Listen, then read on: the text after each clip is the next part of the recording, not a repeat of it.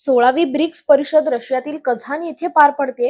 या परिषदेदरम्यान भारताचे परराष्ट्र मंत्री डॉक्टर एस जयशंकर यांनी प्रादेशिक अखंडता आणि सार्वभौमत्वाच्या सन्मानाचा मुद्दा अधोरेखित केलाय। याबाबत त्यांनी ब्रिक्स मध्ये म्हटलं आहे की राष्ट्रांसमोर असलेल्या सुरक्षेच्या आव्हानांवर भर दिला पाहिजे, तसेच आंतरराष्ट्रीय संस्थांमध्ये आवश्यक सुधारणांची गरज देखील त्यांनी अधोरेखित केली आहे।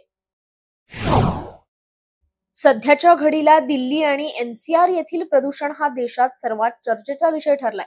उत्तर भारतातलं वातावरण बिघडलंय, हवेतील प्रदूषण वाढलंय। आता भारताचे सरन्यायाधीश DY चंद्रचूड यांनी प्रदूषणाचा वाढता स्तर हा चिंतेचा विषय असल्याचं म्हटलंय।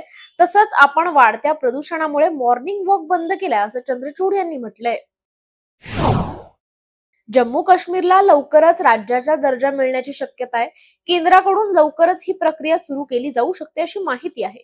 मात्र याबाबत अधिकृतपणे काहीही सांगण्यात आलेलं नाहीये। बुधवारी संध्याकाळी दिल्लीत मुख्यमंत्री ओमर अब्दुल्ला आणि केंद्रीय गृहमंत्री अमित शहा यांच्यात मोठी बैठक झाली।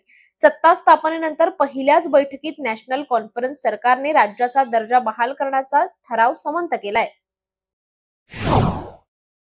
येत्या 10 दिवसांनंतर 5 नोव्हेंबर रोजी अमेरिकेच्या राष्ट्राध्यक्षपदासाठी निवडणुका होत असून तिचे निकाल केवळ अमेरिका नव्हे तर जगाच्या दृष्टीने महत्त्वाचे ठरणार आहेत। रशिया विरुद्ध युक्रेन आणि इस्रायल विरुद्ध पॅलेस्टाईन या दोन युद्धात अमेरिकेचे हितसंबंध गुंतलेत।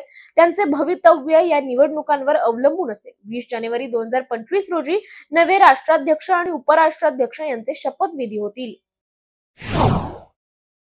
अमेरिकेच्या राष्ट्रपती पदाच्या निवडणुकीत जवळजवळ 2 आठवडे शिल्लक आहेत, म्हणून जगातील सर्वात श्रीमंत व्यक्तीने रिपब्लिकनला एका प्रमुख राज्यात मतदानासाठी नोंदणी करण्यासाठी मोठी प्रोत्साहन जाहीर केले। अब्जाधीश एलॉन मस्क म्हणाले की पेन्सिल्व्हेनिया राज्यातील नोंदणीकृत मतदाराची निवड नोव्हेंबर रोजी मतदानाच्या दिवशी दररोज $1 दशलक्ष जिंकण्यासाठी केली जाईल। रशियातील कझान येथे सुरू असलेल्या ब्रिक्स परिषदेत जगातील 3 मोठ्या आर्थिक शक्ती एका व्यासपीठावर एकत्र आल्यावर सर्व पाश्चिमात्य देशांचे डोळे आकडे लागले होते। यावेळी पूर्व विरुद्ध पश्चिम या मुद्द्याला विशेष महत्त्व देण्यात आले। परिषदेत भारत, रशिया आणि चीननेही अमेरिकेला व्यापारावर थेट आव्हान देण्याचे संकेत दिलेत। ब्रिक्स मध्ये समाविष्ट असलेल्या देशांनी आता परस्पर व्यापार डॉलरऐवजी स्थानिक चलनात करण्यास सांगितलं आहे। ब्रिक्स देशांच्या समूहामध्ये आणखी काही देशांना सहभागी होण्याची इच्छा आहे। त्यापैकीच एक देश म्हणजे तुर्की। त्यांना देखील ब्रिक्स मध्ये सामील व्हायचं आहे। त्यांनी त्यासाठी अर्जही केलाय, मात्र भारताने त्यांचा प्रवेश रोखलाय। तुर्कीचा पाकिस्तानशी जवळचा संबंध असल्याने भारताने त्यांचा प्रवेश बंद केलाय। आतापर्यंत ब्रिक्सचा विस्तार फक्त सर्व सहमतीने होत आहे, पण जर एकाही देशाची जर इच्छा नसेल तर दुसरा कोणताही देश त्यात सहभागी होऊ शकणार नाही। भारत हा ब्रिक्सचा संस्थापक सदस्य आहे। जम्मू काश्मीरमध्ये LOC जवळ दहशतवाद्यांनी लष्कराच्या जवानांवर मोठा हल्ला केलाय।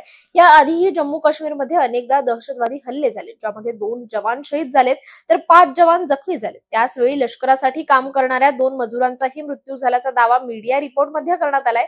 जम्मू काश्मीर पोलिसांनी ही माहिती दिली आहे, मात्र लष्कराने या वृत्ताला दुजोरा दिलेला नाहीये। जम्मू काश्मीर मधील बारामुल्ला येथील एका न्यायालयाच्या पुरावा कक्षात स्फोट झाल्याची माहिती समोर आली आहे। मिळालेल्या माहितीनुसार पुरावा म्हणून आणलेल्या ग्रेनेडचा स्फोट होऊन एक पोलीस कर्मचारी जखमी झालाय।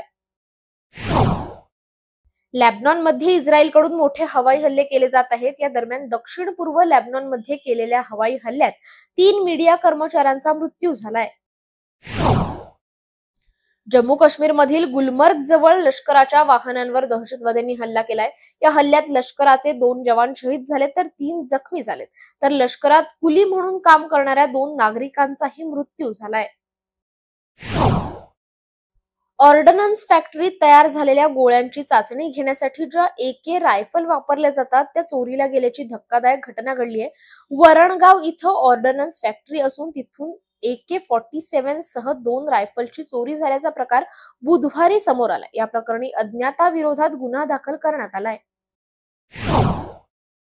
बांगलादेशात हिंदू अल्पसंख्याकांना टार्गेट करण्याचा प्रयत्न गेल्या काही महिन्यांपासून सुरूच आहे। येथील शिक्षकांनंतर आता सरकारी नोकऱ्यांमध्ये काम करणाऱ्या अल्पसंख्याकांचाही छळ होत असल्याची माहिती समोर आली आहे। कट्टरतावादी युनूस सरकार विविध ससबी सांगून हिंदूंना नोकरीतून काढून टाकत आहे। आतापर्यंत 100हून अधिक हिंदू पोलीस अधिकाऱ्यांना बडतर्फ करण्यात आलंय।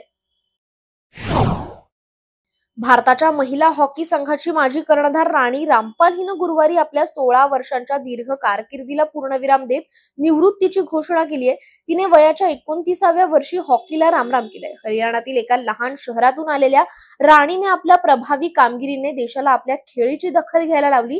तिने टोकियो ऑलिम्पिक मध्ये भारताच्या महिला हॉकी संघाला आतापर्यंतच्या सर्वोत्तम कामगिरीकडे नेलं आहे. अल्लू अर्जुनच्या पुष्पा 2 बाबत मोठी बातमी समोर आली असून चित्रपटाच्या प्रदर्शनाची तारीख बदलण्यात आली आहे. ऑगस्ट मध्ये स्वातंत्र्य दिनाच्या मुहूर्तावर पुष्पा 2 प्रदर्शित होणार होता, पण चित्रपटाच्या काही भागांचे चित्रीकरण होऊ शकले नाही. त्यामुळे चित्रपटाच्या प्रदर्शनाची तारीख बदलण्यात आली होती.